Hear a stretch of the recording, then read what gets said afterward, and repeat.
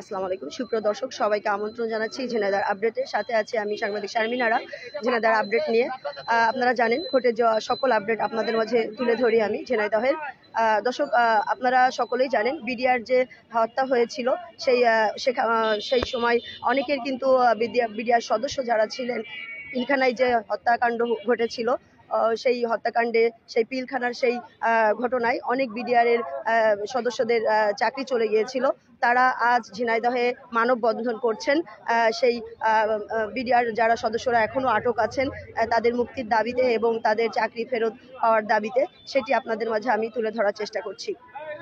আপনারা দেখতে পাচ্ছেন এখানে 1909 সালের 25 ও 26 ফেব্রুয়ারি ঢাকার পিলখানায় সীমান্তরক্ষী বাহিনীর সদর দপ্তরে বিডিআর হত্যাকাণ্ড, খুনি ও স্বৈরাচারী তৎকালীন হাসিনা সরকার কর্তৃক 57 জন সেনা কর্মকর্তাগণ সহ 74 জনকে হত্যা আর পূর্ণ বিচারের দাবিতে জওয়ানদের চাকরি পূর্ণ বহালের জন্য তারা মানববন্ধন করছেন। আজ ঝিনাইদহে তারা এখানে শত শত বিডিআর সদস্য যারা আছেন তারা এখানে উপস্থিত হয়েছেন।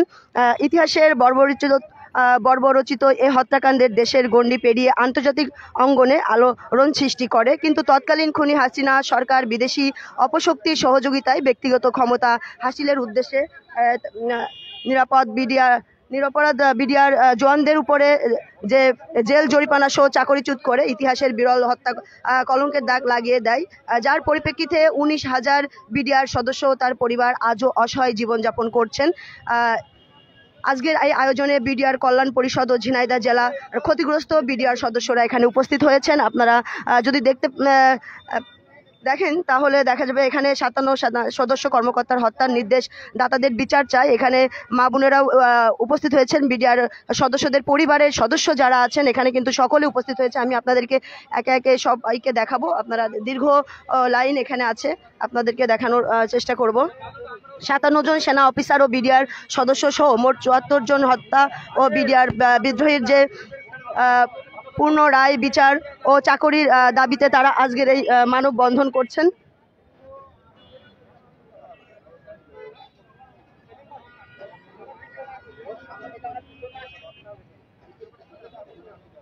আপনারা দেখতে পাচ্ছেন এখানে কিন্তু শত শত বিডিআর সদস্য যারা আছে বিভিন্ন জেলা থেকে কিন্তু তারা এখানে উপস্থিত হয়েছেন এবং ঝিনাইদহ যারা আছে সকলে এখানে উপস্থিত হয়েছেন।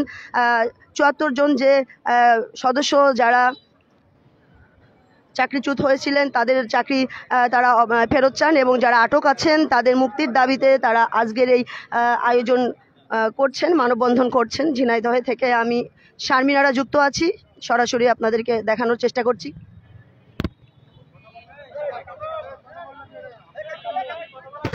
আমরা যদি এখানে যিনি নেতৃত্ব দিচ্ছেন জনাব কামরুল, তার সাথে কথা বলবো। আপনারা কে কোথা থেকে দেখছেন অবশ্যই জানাবেন এবং নিউজটি শেয়ার করে সবাইকে দেখার সুযোগ করে দেবেন, সত্য প্রচারে আমাদেরকে সহযোগিতা করবেন। দর্শক আমরা কথা বলবো জনাব কামরুলের সাথে, যিনি এই মানববন্ধনের নেতৃত্ব দিচ্ছেন, তার সাথে কথা বলবো। জনাব কামরুল, যদি আপনি বলতেন আজকের আপনাদের এই মানববন্ধন কেন? সর্বপ্রথম শুকরিয়া আদায় করতেছি মহান রব্বুল আলমিনের দরবারে এবং যারা দ্বিতীয় স্বাধীনতা আনতে সাহায্য করেছে সেই সম স্বৈরাচার বিরোধী ছাত্র আন্দোলনের ছাত্র এবং ছাত্রী যারা তাদের রক্তের বিনিময়ে আমাদের এই দ্বিতীয় স্বাধীনতা এনে দিয়েছে, তাদেরকে প্রথমে স্মরণ করছি। সেই সাথে স্মরণ করছি 2009 সালের বিডিআর বিদ্রোহে 57 জন সেনা অফিসার সহ বেসামরিক 74 জনের বিদ্রোহী আত্মার মাগফিরাত কামনা করে আমি আমার অনুষ্ঠান শুরু করছি। আমাদের ঝিনাইদহ জেলার এবং বিডিআর কল্যাণ পরিষদ সমিতির মাধ্যমে দেশকে জানাতে যাচ্ছি, আমরা 2009 সালে বিডিআর বিদ্রোহে যারা চাকরিচ্যুত হয়েছি আসলে আমরা কেউ অপরাধী ছিলাম না। আমাদের মূলত আজকের এই মানববন্ধনটা 3টে দাবির উপরে প্রতিষ্ঠিত। প্রথম দাবিটা হলো আমাদের এক দফায় এক দাবি, চাকরিতে পুনর্বহালের দাবি। এক দফায় এক দাবি, চাকরিতে পুনর্বহালের দাবি। এছাড়া যারা জেলখানায় আমার ভাইয়েরা 820 জন এই 16 বছর মানবতার জীবনযাপন করে কারাগারে বিনা বিচারে রয়েছে, তাদেরকে মুক্তির দাবি এবং নিঃশর্ত মুক্তির দাবি এবং আমাদের 76 ব্যাচ অর্থাৎ 75 ব্যাচ পর্যন্ত আমরা যারা ছিলাম বিডিআর, 76 ব্যাচ অসমাপ্ত ট্রেনিংয়ে যারা ছিল, যে ভাই গুলো ছিল, তাদের পুনরায় ট্রেনিংয়ের মাধ্যমে চাকরিতে বহালের দাবি। আর মূলত সবচেয়ে আমাদের প্রধান দাবিটা হবে এক দফা এক দাবি, আমাদের চাকরিতে পুনর্বহালের দাবি। আমরা তো আসলে নিরীহ বিডিআর, আপনারা হয়তো জানেন আমরা কত কষ্টে এবং মানবতার জীবনযাপন করছি। আজকে 16টা বছর আমরা কেউ এই স্বৈরাচার হাসিনার জন্য আমরা কেউ আজকে এই 16টা বছর মুখ খুলে কোনো কিছু করতে পারিনি। আমরা যত মানববন্ধন করতে চেয়েছি, এই সরকার বিভিন্ন মাধ্যমে আমাদেরকে মানববন্ধন করতে দেয়নি। আমাদের পরিবাররা আজকে জীবনযাপন করছে মানবতার। আমরা আজকে আছি, আমরা এখানে যে ভাই আছি, হয়তো কেউ ভালো আছে কেউ খারাপ আছে। আমরা আজকে কি করছি, কেউ অটো চালাচ্ছি, কেউ মাঠে আমরা জন খেটে জীবনযাপন করছি। কেন করব আমরা? আমরা কি অপরাধ করেছিলাম ওই দিন? আমরা কোনো অপরাধ করি নাই, আমরা কোনো কিছু করি নাই, অথচ আমাদের একটা মিথ্যা মামলা সাজায় আমাদের চাকরিচ্যুত করা হয়েছে। 16টা বছর আমরা মানবতার জীবনযাপন করছি। কেন করব আমরা? এই জন্য আমরা আমাদের মানববন্ধনের মাধ্যমে বর্তমান সরকারকে অবগতি করতে চাচ্ছি, যারা নেতৃত্বে আছেন আমাদের দিকে দৃষ্টি দিবেন, আমরা যাতে পুনরায় আমরা চাকরিতে বহাল যেতে পারি বা হতে পারি, এবং দেশ সেবায় আমরা আমাদের জীবনটাকে বা সারা জীবন বা বাদ বাকি জীবন মানব সেবায়, দেশ সেবায় যাতে উৎসর্গ করতে পারি। আমাদের দাবিটা থাকবে আমাদের চাকরিতে পুনর্বহাল। আমরা দেশ ও জাতির কাছে বলছি, আমরা এ যাবৎ মানবতার জীবনযাপন করেছি। আমরা আমাদের সন্তান, ছেলে মেয়ে, মা বাবা নিয়ে এখনো দেখেন 820 জন অধিক বিডিআর ভাই বিনা বিচারে তারা কারাগারে রয়েছে। কেন আজকে কারাগারে তারা? জাতির কাছে আমার প্রশ্ন, আমরা কেন কারাগারে? আমরা তো কারাগারে থাকার জন্য না, আমরা দেশ সেবায় নিয়োজিত ছিলাম। আমরা তো কোনো হঠারকতা বা দেশের কোনো অরাজকতা সৃষ্টি করতে চাইনি। স্বৈরাচার সরকার তার মসনদটাকে টিকিয়ে রাখার জন্য সে আজীবন কাল থাকার জন্য, ক্ষমতায় থাকার জন্য সে আমাদের মাধ্যমে তার প্রথম মিশনই হচ্ছে বিডিআর এর মাধ্যম দিয়ে সে কি করছে, দেশকে পঙ্গুত্ব করেছে।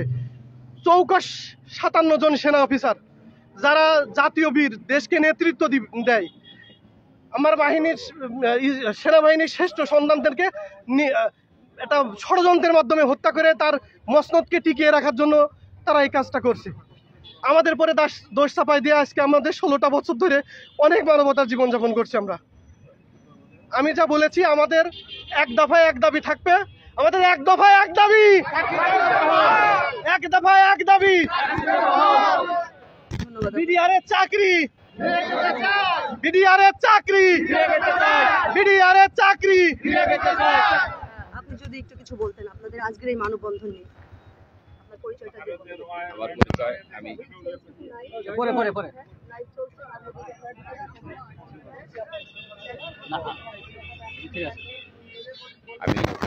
বিডিআর সদস্য ছিলাম। বিডিআর বিদ্রোহের নামে আমাদেরকে চাকরিচ্যুত করা হয়। আসলে আমরা এই বিষয়ে কোনো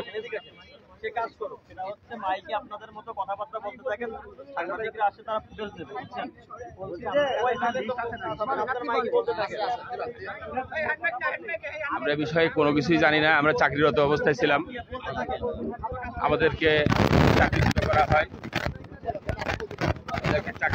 হয়। আমরা এই বিষয়ে কোনো কিছু জানতাম না। আমি মেডিকেল স্টুডেন্ট ছিলাম, আমি হসপিটালে চাকরিরত অবস্থায় ছিলাম। আমি হসপিটালে বারান্দায় বাইরে রই নাই, বাইরে কোনো কিছুই জানি না। কিন্তু আমি আসামি হয়ে গেলাম। কীভাবে আসামি হলাম, আমি কিভাবে জেল খাটলাম? আমি 2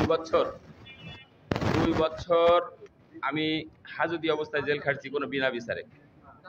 তারপরে 1 বছর আমার কনভিকশন হয়, টোটাল 3 বছর জেল খাটছি এবং চাকরিচ্যুত হয়েছি। আমি এমন কোনো অন্যায় করিনি, এমন কোনো দেশদ্রোহী কোনো কিছু করিনি যে আমাকে চাকরিচ্যুত হতে হবে। আমাকে এখন এই মানবতার জীবনযাপন করতে হচ্ছে। আমরা দুই ভাই চাকরিচ্যুত হয়েছি। এখন এখানে আমাদের যে বিডিআর সদস্য আমরা যেখানে আছি, এখানে সবাই খুব কষ্টে আছে। অনেকে মাঠে জন বিক্রি করে খাচ্ছে, ইজি বাইক চালাচ্ছে। আমরা কি এই আশায় কি চাকরি করতে গিয়েছিলাম? এটা আমরা কাউকে বোঝাতে পারবো না। আমাদের কষ্টের কথা আমরা কাউকে বোঝাতে পারি না। তৎকালীন এই স্বৈরাচারী সরকার আমাদেরকে চাকরিচ্যুত করেছে। এটা সারা পৃথিবীর মানুষকে দেখানোর জন্য 57 জন চৌকস অফিসার তাদেরকে হত্যা করে, নির্মমভাবে হত্যা করেছে। হত্যা করে এটাকে ঢাকার জন্য এই বিডিআর বিদ্রোহ, বিডিআর এর নাম দিয়ে এটা করা হয়েছে। আমাদের এক দফায় এক দাবি, আমাদের চাকরি পূর্ণ বহাল করতে হবে, আমাদের চাকরিতে করতে হবে, যাতে আমরা আমার স্ত্রী সন্তান ও বাচ্চাদেরকে নিয়ে আমরা স্বাভাবিকভাবে জীবনযাপন করতে পারি। এটা আমাদের এক দফা।